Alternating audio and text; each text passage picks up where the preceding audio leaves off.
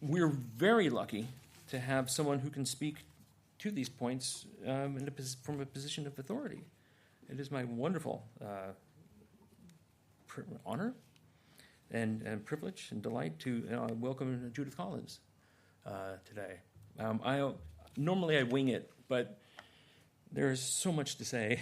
I wrote it all down because I don't want to forget any of this. The Honorable Judith Collins, KC. I had to look up KC.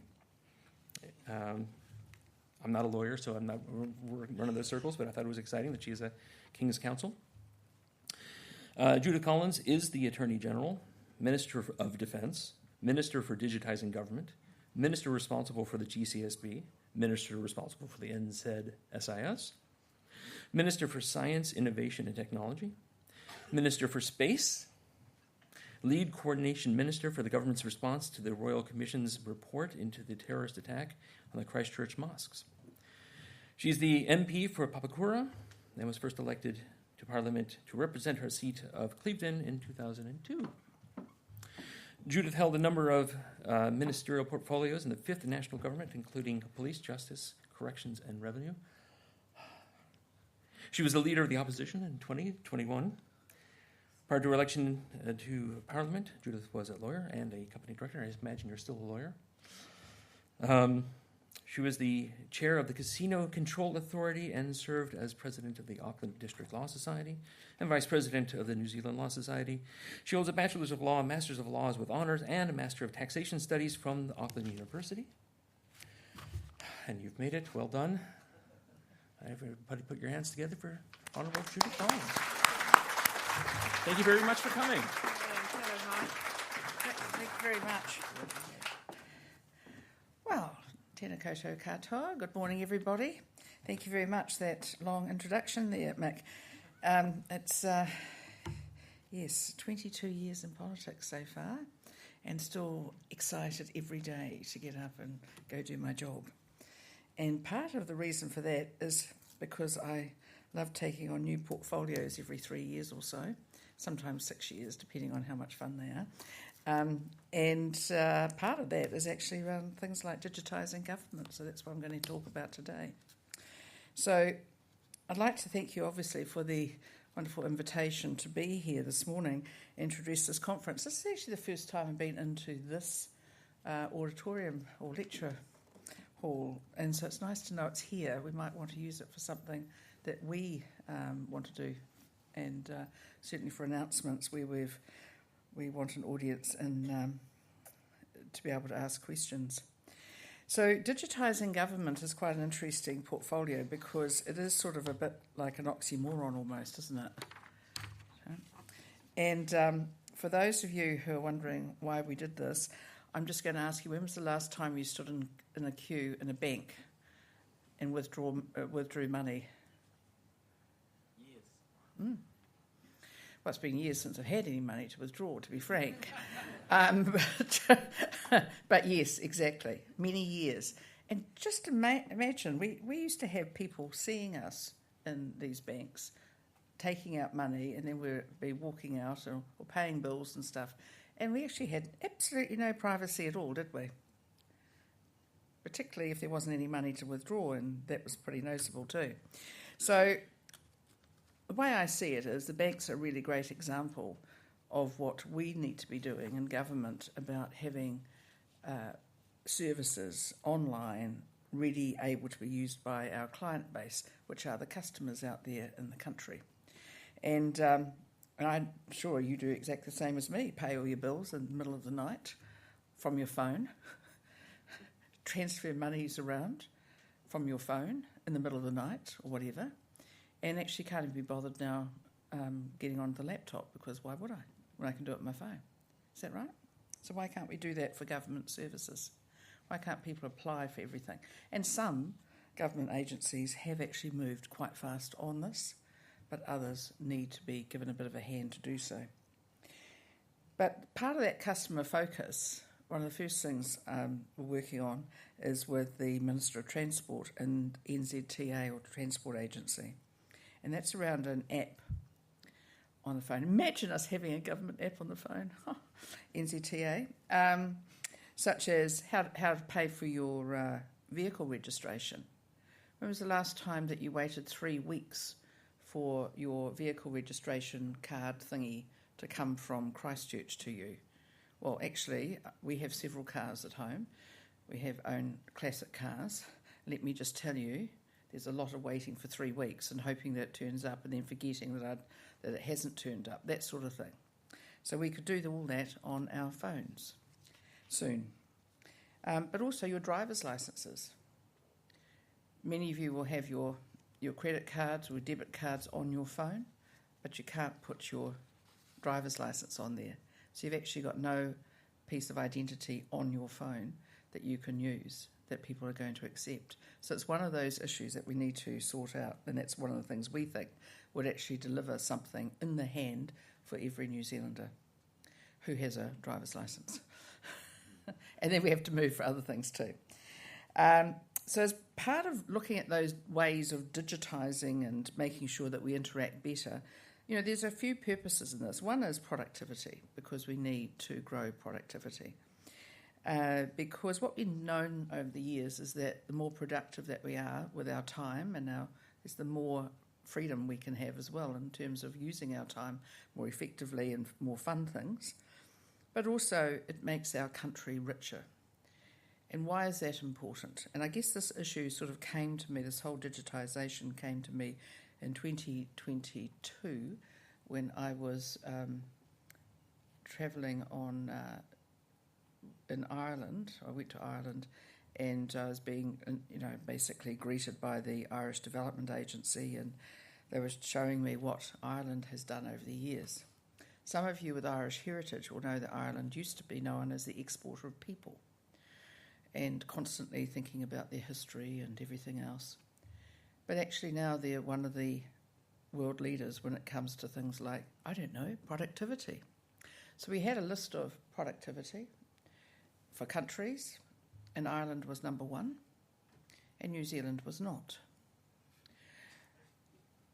I like to think it was possibly about 36, but I didn't want to get that exactly right, because I think it was worse in the world. And then we looked at GDP per capita.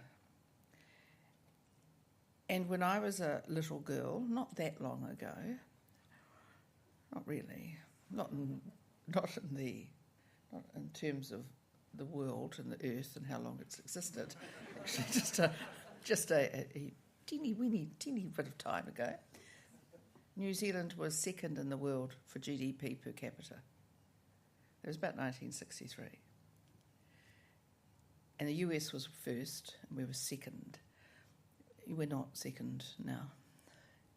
We're about 36th.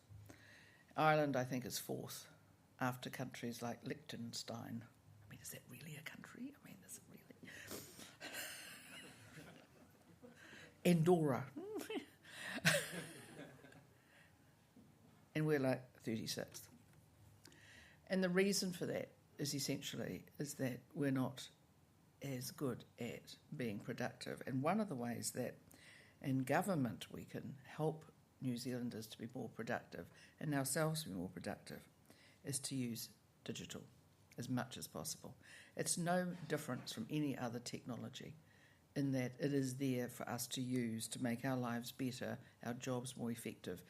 And think about all that data that we get in government, all over the place. We've got data. Well, we've got data for Africa, actually. We should just export data to Africa. No, this is a joke. Collins did not say we should export our private data. No, she did not. It's a joke. But imagine if we could... Well, it just depends. Yes, it depends. How much money is there? Just imagine if we did. If we could take all that data and then we could really do something with it instead of just do OIA responses. Wouldn't that be fun? Wouldn't that be fun if we got all the stuff that we know about things and what's wrong and what's not wrong and what works and what doesn't work, and we actually used it to make policy and then to implement it? I know it's radical, but just imagine if we did. Because we must have so much data on so many people. Because New Zealanders are generally very compliant people. You tell us to fill out a form, we normally do it. We're not like some other countries. But anyway, part of this is taking all that data. How are you going to do all that? I don't know any of you want to sit there all day going matching things and all this. So we need to use AI. And when I was also a child, AI was artificial insemination for cows on the farm. I have to depend on which audience I'm talking to. Do I talk about AI? Because if I'm in rural areas, people go, what's she talking about? Artificial insemination. So it's artificial intelligence. And you know, what is it really? I mean, someone said that to me the other day, someone who was a bit negative. And well, what is it then? What is it? I said, well, you know, it's data, it's software, and it's machine learning that trains, using algorithms, trains machines to make decisions in the way that we want them to.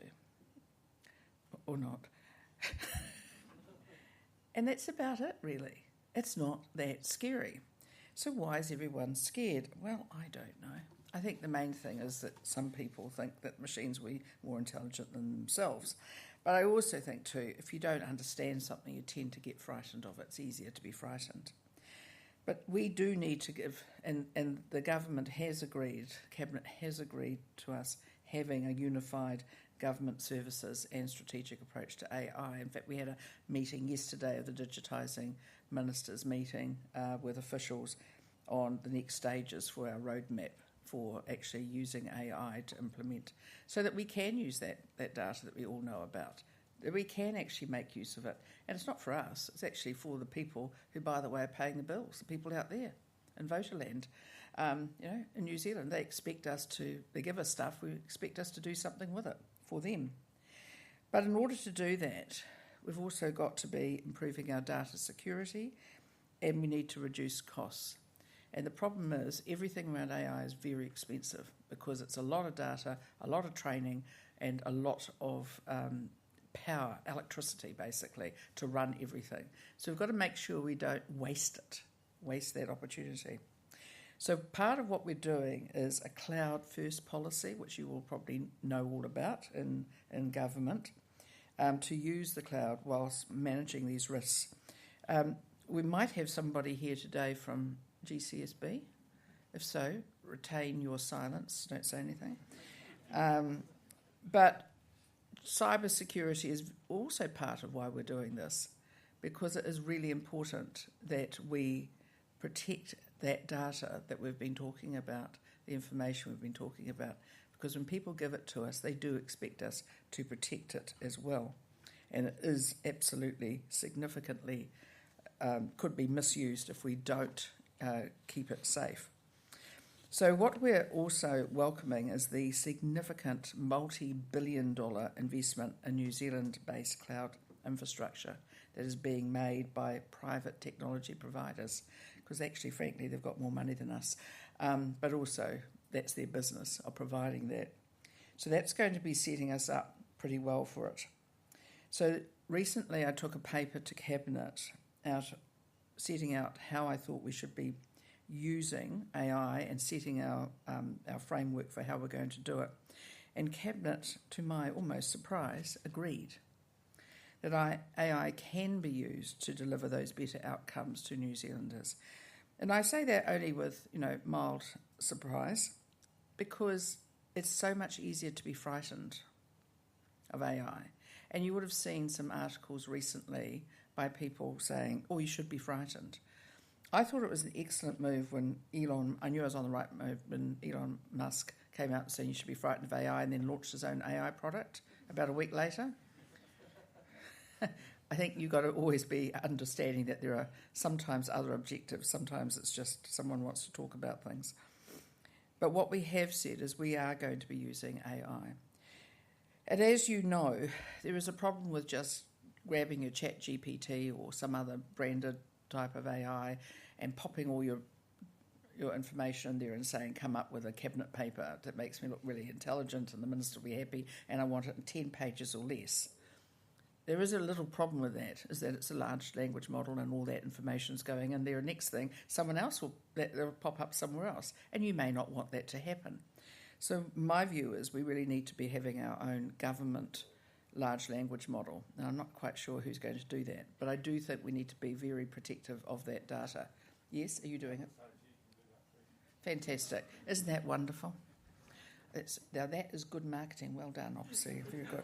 But we do need to be doing that sort of thing, because otherwise we're just not going to have the social license to do these changes. And I think, one of the problems is trying to get anybody outside of the IT area or government interested in things like AI except frightened by it. Because certainly when I first thought of AI, I thought of Terminator 2. And so do other people. So we need to make sure that we actually are very careful about what we do and protect people's data. Because that social license is very hard to build, and it is actually can be taken away in an instant. And so that's why we've got to be very careful how we do it. So we're working very carefully to support the safe and trustworthy use of AI by public service agencies, and taking an optimistic approach in ways that optimise benefits while also managing risks.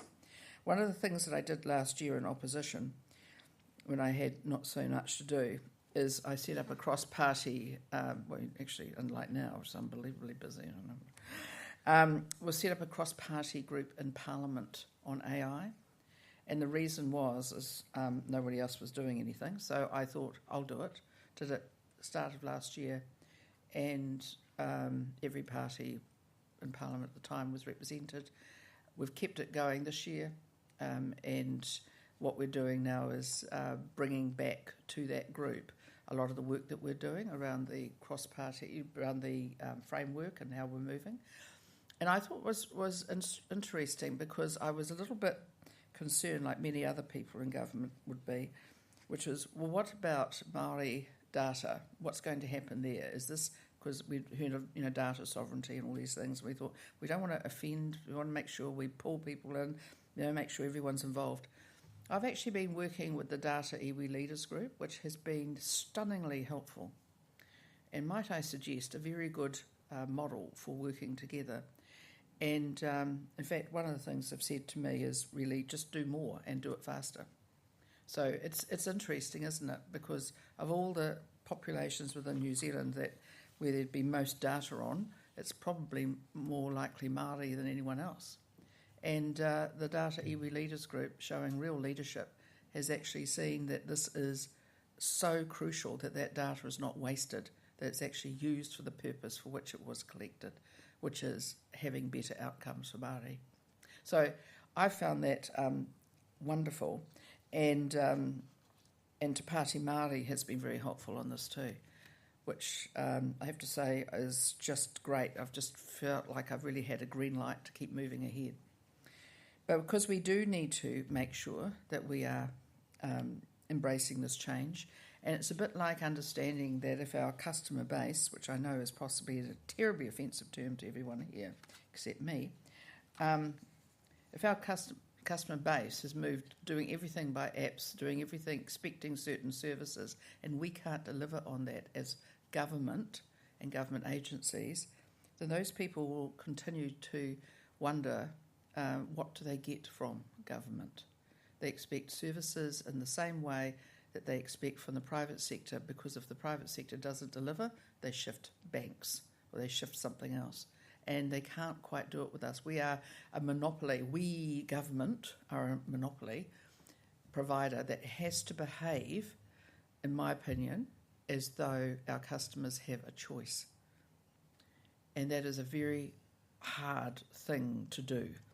But that's how we've got to do it. And the way to do it, I think, is actually to continue to build the use of digital, and at the same time keeping people's privacy and their rights at the very heart of what we're doing.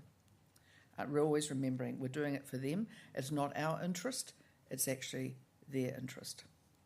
Thank you very much. Thanks for your work.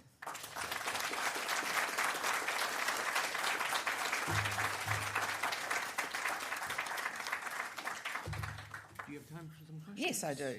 I think. Do I? Yes, of course I do. Well, That's very nice. like 5 minutes. Thank you. Yes. There's nothing on Slido that I saw, Chris.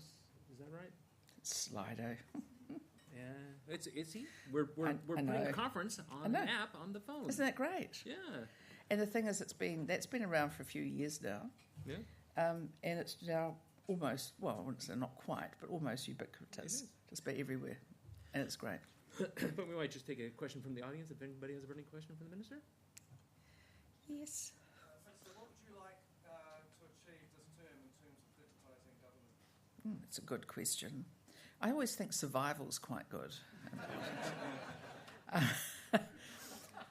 Yeah. In digitising government, okay, so what I'd really like is for us to completely move the end of this term into, or just I shouldn't say completely move, because I know that's not going to happen, right? Okay. But let's have at least a functioning government app that people are looking for more things to be added to it. And whether it's in things like the transport area or it's in some other area, you know, MSD has got their My MSD, they've got all those sorts of things. Is there something where if I can put my information into that particular app, that it's then populated across to the next My IR one or those sorts of things? That might be a bit too ambitious, but I just think our whole thinking has to be, how can we do it digital first every time? And at the same time, keep the cyber security there. So that's where I really like us to do, is so that we're not the ones going, oh, it could go wrong. We've got people out there, the public, going, can you just do it more and faster? Just like Data Iwi Leaders Group said to me. So that's what I'd like us to do. And I think we're getting there in government anyway. One last question. It'd be great if MB was allowed to use AI, by the way, just saying. I know that is happening. So I'm going to ask one final question. Again, wrapping together yesterday's workshops about data governance and data ethics and the things you've just been talking about. How do you, you talked about Maori data a bit and how useful it was going straight to the iwi data group. How do you see going forward ethics and data governance with AI and these? I mean, you're talking about some very big changes. Yeah. Well, our OECD has some really good principles on AI, which is actually about growing the economy, get outcomes, but also using privacy and understanding that there has to be procedures and laws attached to it. But the thought of charging around and regulating AI at the moment, I think, is a little premature for us. We're just trying to get some before we regulate it to the nth degree. But also, I think the big thing is, if we stick to the OECD principles, then we're in a good spot. And the thing is, it's really easy to regulate. It's really hard to deregulate, let me tell you. So what I'm really more importantly to me is that we need to be in there before we think that there's a need to regulate further than what we have. We have changes to the privacy laws that the previous government brought in, which are a really good way to start looking at how we can do that. I think, we supported that. We think it's a good thing. We have the Digital Trust Framework, which is now in existence. Those sorts of things will be helpful. So just say how it is, but, it's easy as anything to regulate. So I'm not rushing to do it until we need it. But right at the moment, the same rules apply about privacy and everything else. Great. Thank you. I think we'll let the minister go at this point. Thank you so I've much got to for go. coming. Got to go and do things. Thank you. Enjoy the rest of your day.